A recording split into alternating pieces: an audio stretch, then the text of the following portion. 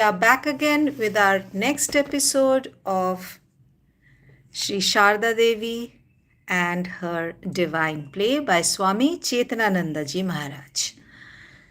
Today we will talk about Sri Sarada Ma as the giver of liberation. Shakti, we know, is the giver of liberation. And now that the Navratris are coming, we are sure all of us want to get blessings of Shakti. That is Ma Sharda. She is Shakti. So let us start with this. So Shri Shardama as the giver of liberation. Liberation is the final goal of human life. That is what Maharaj writes. All beings, consciously or unconsciously, seek freedom because freedom is the nature of the soul. According to Vedanta, there are three kinds of liberation. Jivan Mukti or liberation while living in this body. Vedeha Mukti or liberation upon leaving the body. And Karma Mukti or liberation while passing through the higher realms. The scriptures say Jananath Moksha, that is, liberation is possible through the knowledge of Brahman. This knowledge does not come until a person is completely free from desires, and all desires originate from ignorance. As day and night can never be together, so the knowledge of Brahman or God and the desire for the world cannot dwell simultaneously in the human heart. Ramakrishna said, God cannot be realized if there is the slightest attachment to the things of the world. A thread cannot pass through the eyes of a needle if the tiniest fiber sticks out. So human beings are born again and again in this world to fulfill their desires. In Jairambati, on 5th January 1910, Mother said to Arupananda, as long as a person has desires, there is no end to his transmigration. It is desire alone that makes him take one body after another. There will be rebirth for a person if he has even the desire to eat a piece of shandesh. It would initiate. It is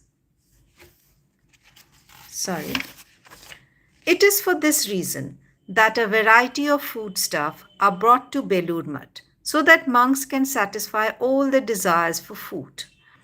Desire may be compared to a tiny seed. It is like a big banyan tree growing out of a seed that is no bigger than a dot. Rebirth is inevitable as long as one has desires. It is like taking the soul from one pillowcase and putting it into another. Only one or two people out of many can be found who are free from all desires.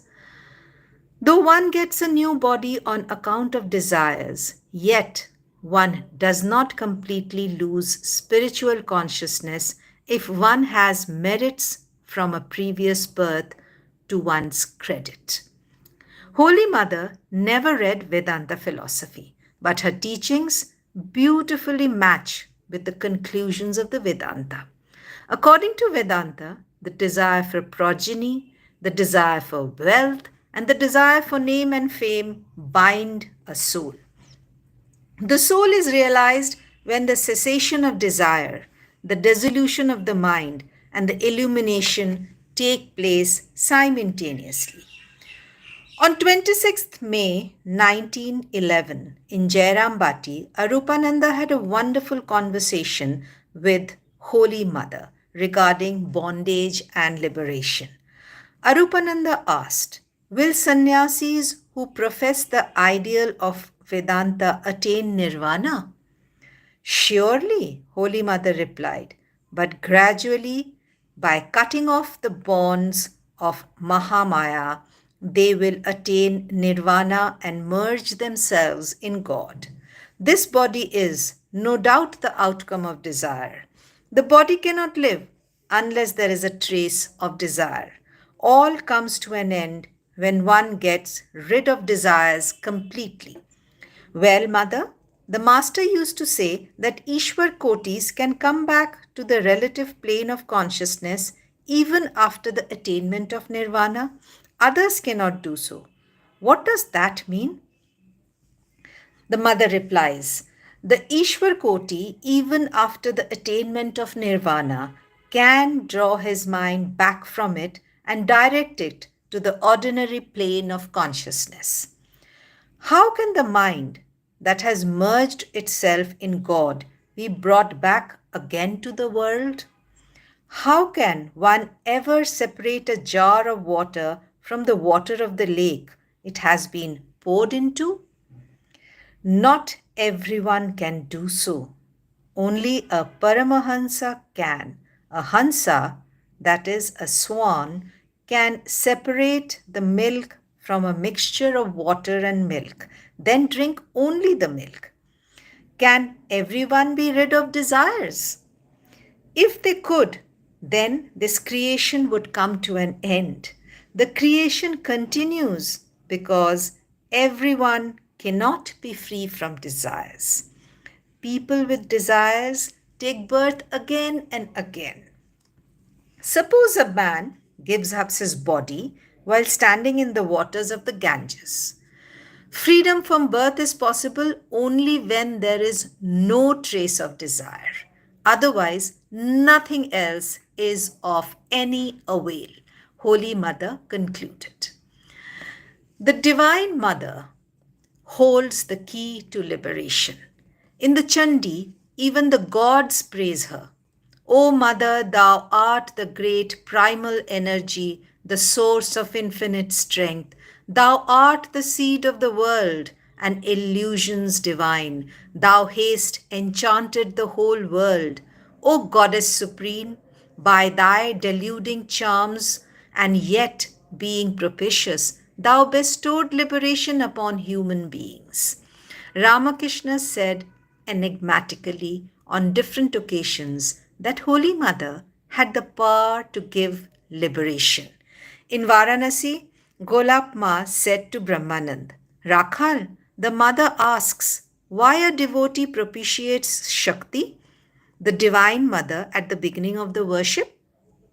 Brahmanandaji replied, it is because the key to the knowledge of Brahman is in the Divine Mother's custody. There is no way to commune with Brahman unless the Mother graciously unlocks the door. Holy Mother emphatically reassured her disciples. The Master promised me, to those who take refuge in you, I shall appear at their last moment and escort them by the hand. Don't be afraid, my son. Always remember the Master is behind you, and so am I. Whatever you do and whatever you go, and wherever you do, whatever you go, wherever you go, the Master will come during your last moment to take you to his abode. So wherever you are, whatever you do, Master will come. God gave you hands, feet, and other senses to function in this world. So it is natural that they will act according to their nature. The senses have their way all the time. One day, a disciple said to Holy Mother, the Master said that those who accept him as their spiritual idol would not be born again. Again, Swamiji said that no liberation is possible without being initiated into sannyas. What then is the way for the householder?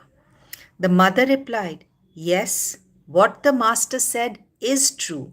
What Swamiji said is equally true. Householders have no need of external renunciation. They will spontaneously get internal renunciation. But some people need external renunciation. Why should you be afraid? Surrender yourself to the Master and always remember that he stands behind you. One day, Holy Mother placed her hand on the chest and told Swami Kamleshwaranand, "If I go to the Master, you too will certainly go to him." Swami Vijnanananda told this incident to Swami Parameshananda. One day, the Master appeared before me and said, "Peshan, your talk only about me and give my name to people. Give her, Holy Mother's name, and also talk about her. How will people get liberation if they do not know her? She is the giver of liberation." From then on, Swami Vijnanananda would initiate his disciples with the mantra of both the Master and the Mother. Indu Bhushan Sengupta, a disciple of Holy Mother, asked, "Mother, it is true that those who have received spiritual initiation from you will not be born again?" Holy Mother replied, "Yes, it is true. They will not have to come to this world again. Know for certain that there is someone always behind you."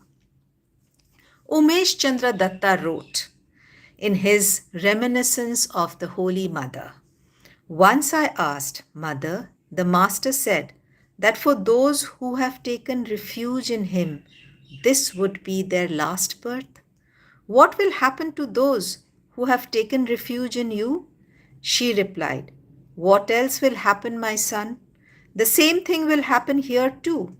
I asked, "Mother, what will happen to those who have received initiation from you but who do not practice japa and meditation?" Mother answered, "What else will happen? Why do you worry so much? Fulfill all the unfulfilled desires of your mind. Later, you will enjoy eternal peace in the abode of Ramakrishna. The Master has created a new realm for all of you."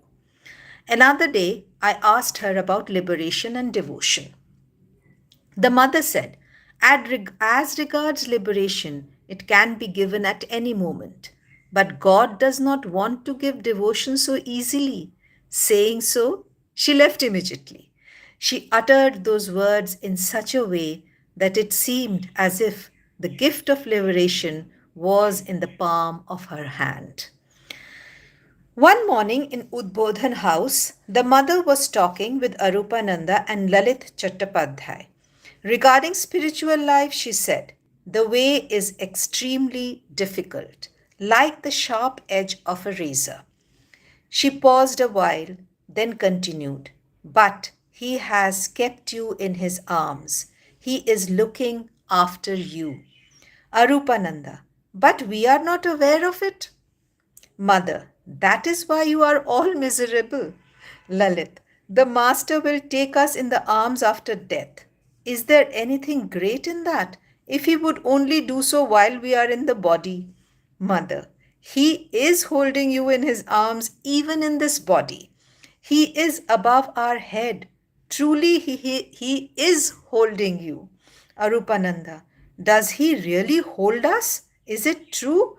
Holy Mother said firmly, "Yes, really, truly." On different occasions, Holy Mother said to some people that their present birth would be their last. In April 1912, Surendra Chakravarti, a disciple, came to Udbodhan house and said to Mother, "Mother, we are deprived of the vision of the Master." She replied, "You will get it in due course. This is your last birth." Nivedita said, "Mother, we too are Hindus, but due to our karma, we had been born as Christians. This is their last birth too." Hearing the mother's occasional remarks about the last birth, Arupananda asked her, "Mother, what is the true meaning of the term last birth?" The mother told some people that it would be their last birth. "You are also saying the same thing?" Because the Master said they are interested, Holy Mother replied, The last birth means that a person will not have to return to this world again and go through the cycle of birth and death. Arupananda wanted to verify this. So he asked, then, does last birth mean nirvana? Holy Mother replied, of course it does. In some cases, their minds will be free from desires just prior to death. Once in Udbodhan house, Golap Ma cleaned the toilets and then after changing her cloth, she began to cut fruits for offering. Nalini could not bear it. She asked Golap Ma to bathe in the Ganges, but Golap Ma ignored her. Later the mother commented, how pure Golap's mind is, how high-souled she is. Therefore, she does not discriminate so much between pure and impure things. She does not bother about rules regarding external purity. This is her last birth. The mother also said of Gaurima, Gaurdashi serves the girls wholeheartedly in her ashram, and when they are ill, she bathes them with her own hands. She did not do such things when she was with her family, but now the master is making her do all types of karma because this is her last birth. The concept of last birth is a controversial topic. According to the Kathopanishad, when all the desires dwelling in the heart fall away, then the mortal becomes immortal and here attains Brahman. Krishna said in the Gita, at the time of death, a person who leaves his body, remembering me alone, he attains my being. Of this, there is no doubt. Buddha said that nirvana is possible when a person becomes free from desires. And Sri Ramakrishna said, for those who come here, it will be their last birth. The word here may be interpreted as referring to God. When a person realizes God, his heart becomes illumined and all desires disappear. So he will not have to come back again.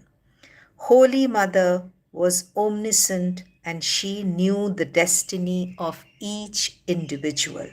She reassured her disciples that the Master would come to receive them at their time of death.